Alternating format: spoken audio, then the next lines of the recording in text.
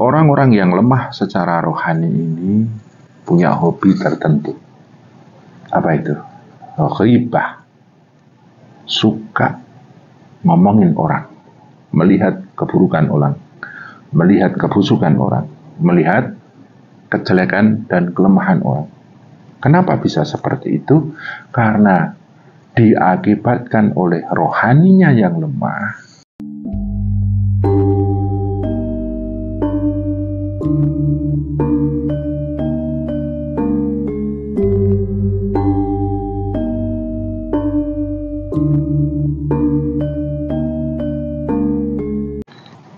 Ciri-ciri orang yang daya rohaninya lemah itu terlihat dari pembawaan psikologinya, pembawaan emosinya.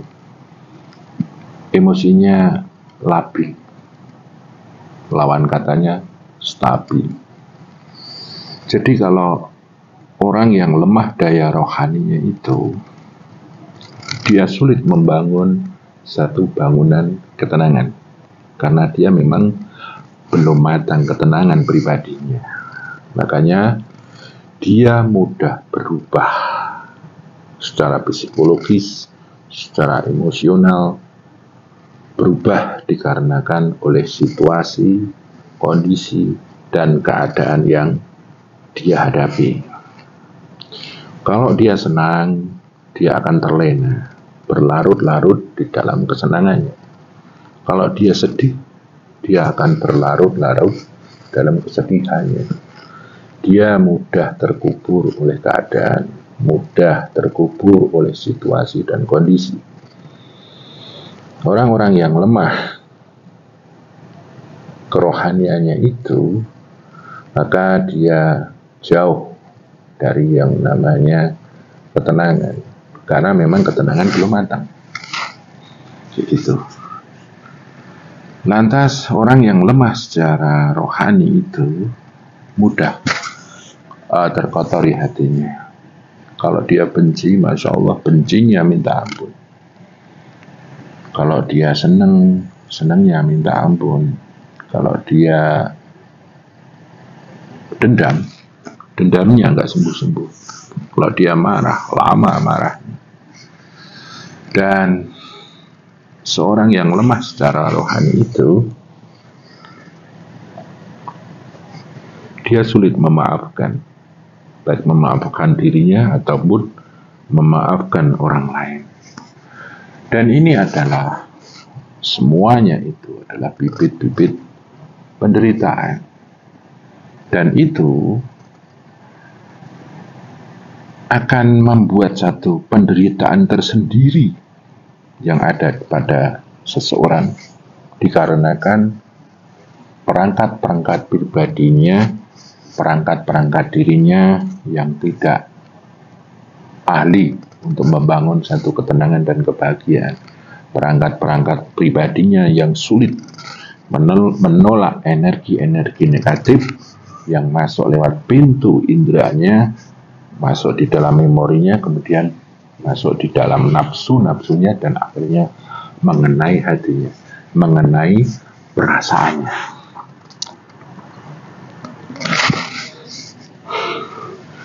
Maka dari itu,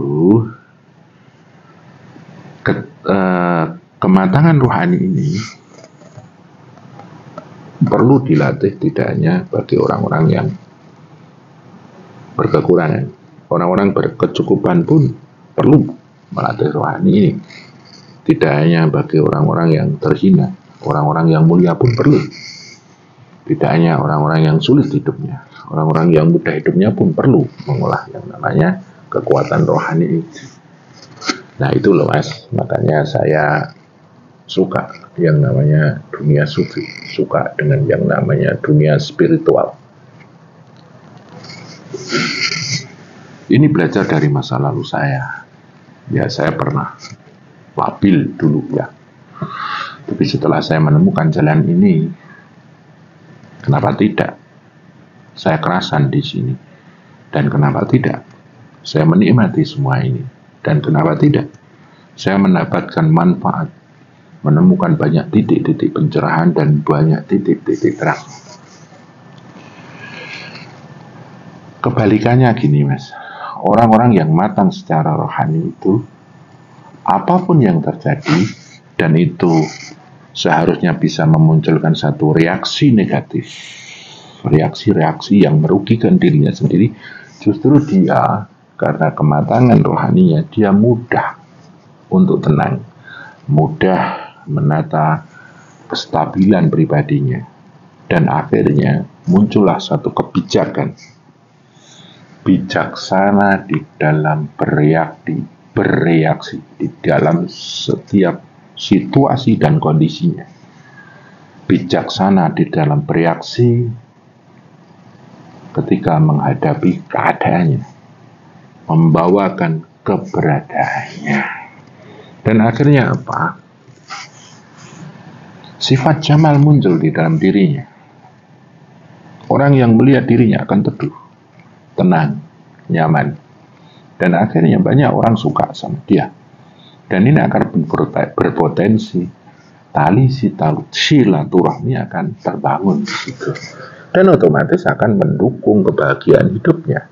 Karena dengan silaturahmi yang bagus, maka akan terbukalah pintu-pintu rezekinya, akan terbukalah pintu-pintu kehormatannya, pintu-pintu kemuliaannya. Makanya hidupnya akan diliputi dengan ketenangan, kebercukupan, keberlimpahan, keberkahan, dan kebijakan-kebijakan yang muncul terlahir dari pribadinya yang stabil tersebut akan menjaga dirinya.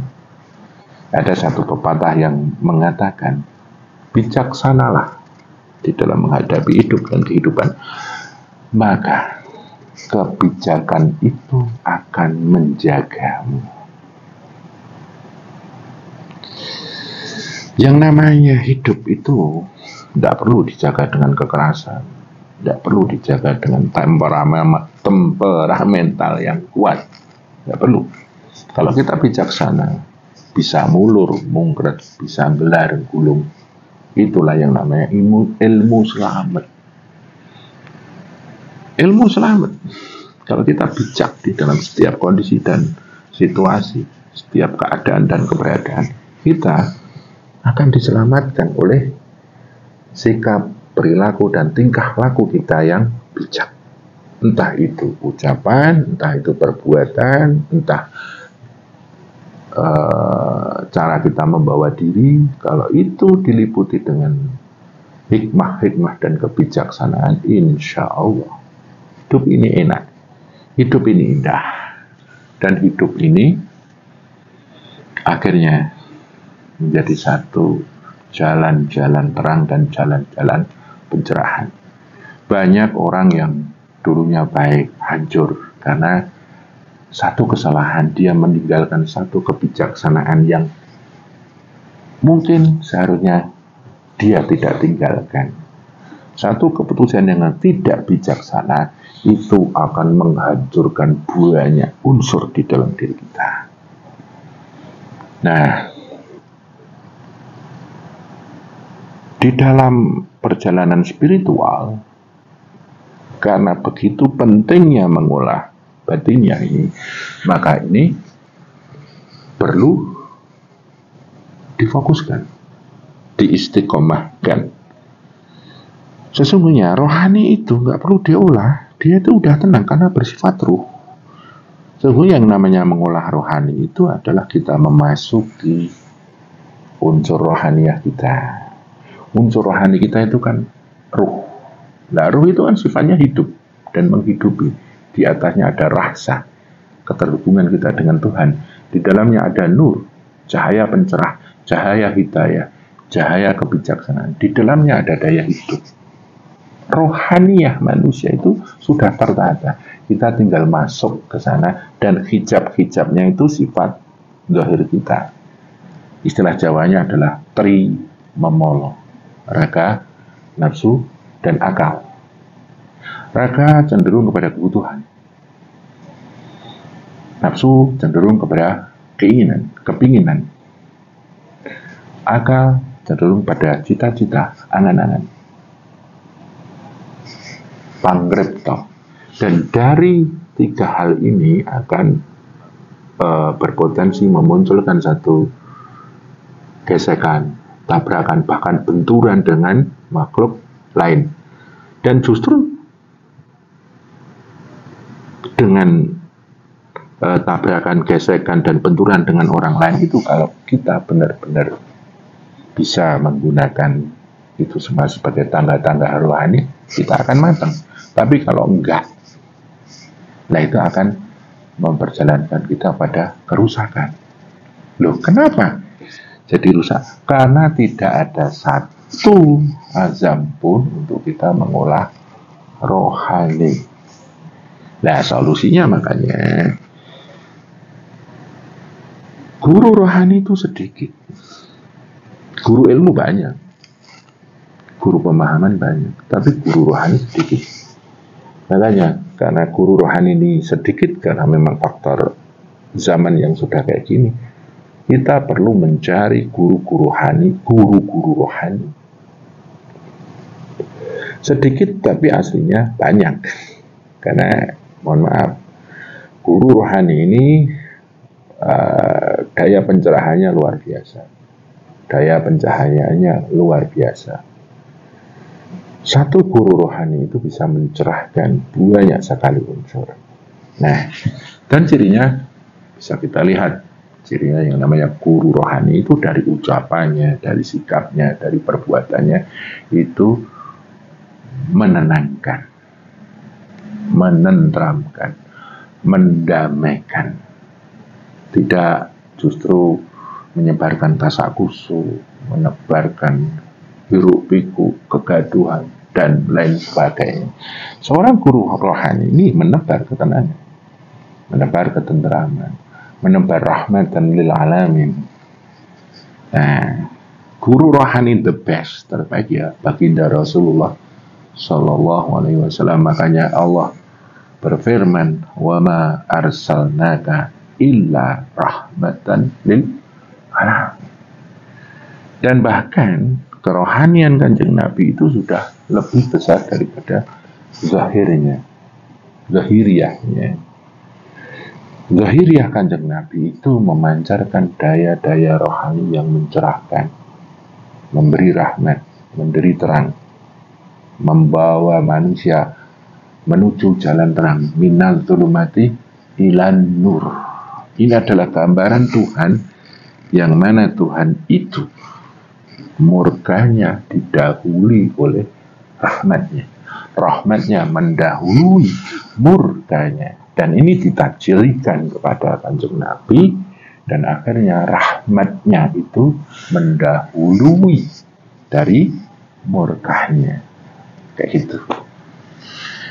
Nah, dari apa yang kita baca, dari apa yang kita pelajari, dari apa yang kita lihat, kita teliti, kita telaah, semuanya itu bisa untuk kita berintrospeksi.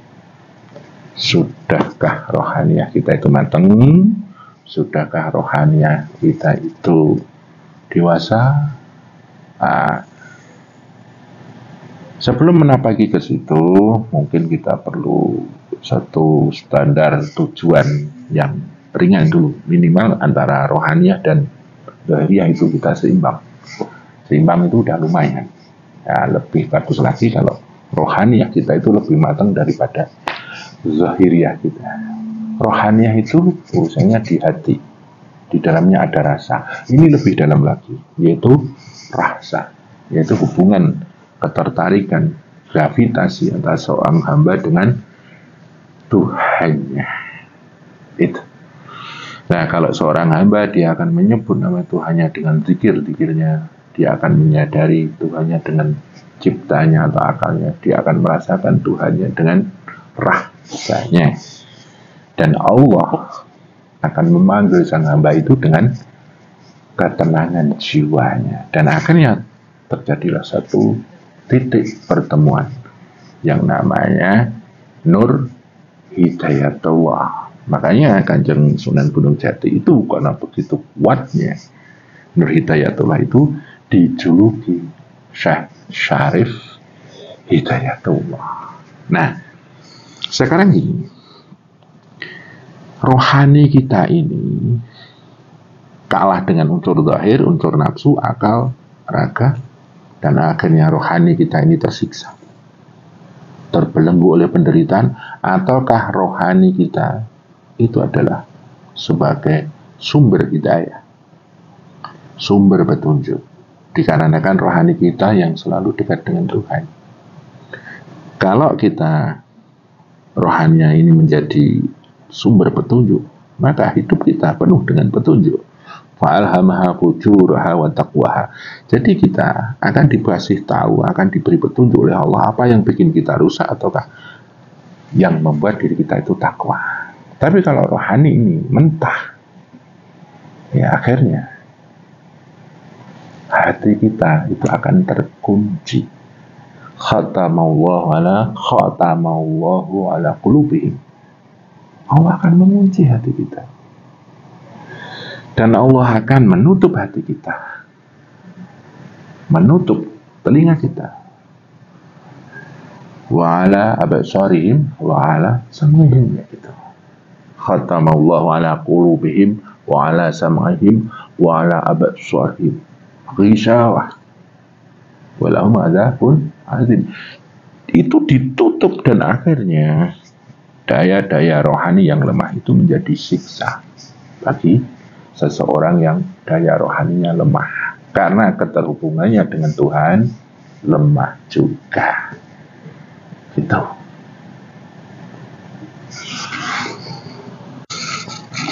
Mana terkunci ini gimana? Siapa yang mengunci? Yang mengunci ya Allah, karena rohaninya jauh dengan Allah, otomatis dohiriyahnya pun jauh dengan Allah.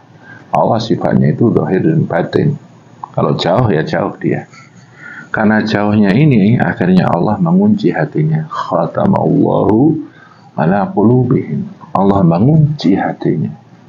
Wa ala sam'ihim, dan pendengarannya. Wa absarihim, penglihatannya itu ditutup. Wa lahum adzabun azim, dan ada siksa yang besar di dalam dirinya. Ini maknanya adalah orang-orang yang rohaninya lemah itu, kalau dia benci, sulit kebencian itu hilang, karena udah terkunci. Kalau dia dendam, dendamnya sulit menghilang, karena udah terkunci. Kalau dia punya iri, dengki, hasud, ini sulit pergi, karena terkunci hatinya. Pendengarannya ketutup, dia sulit mendapatkan yang namanya nasihat.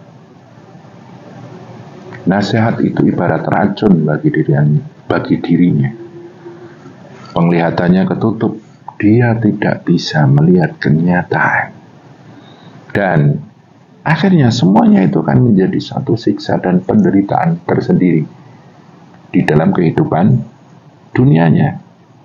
Dan lebih pedih lagi di akhirat nanti. Kan kayak gitu, Mas. Dan orang-orang yang lemah secara rohani ini punya hobi tertentu. Apa itu? Ghibah. Suka ngomongin orang, melihat keburukan orang, melihat kebusukan orang, melihat kejelekan dan kelemahan orang. Kenapa bisa seperti itu?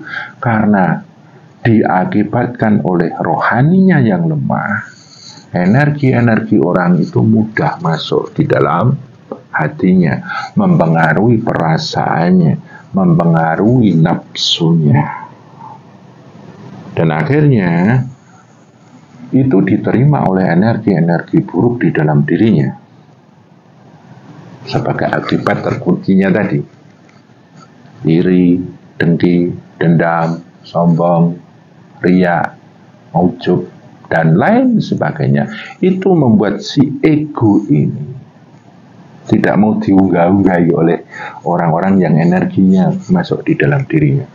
Tidak mau diunggah-unggah itu, tidak mau diungguli. Akhirnya apa? Dia ingin mencari kualitas dirinya dengan merendahkan orang lain, menginjak orang lain.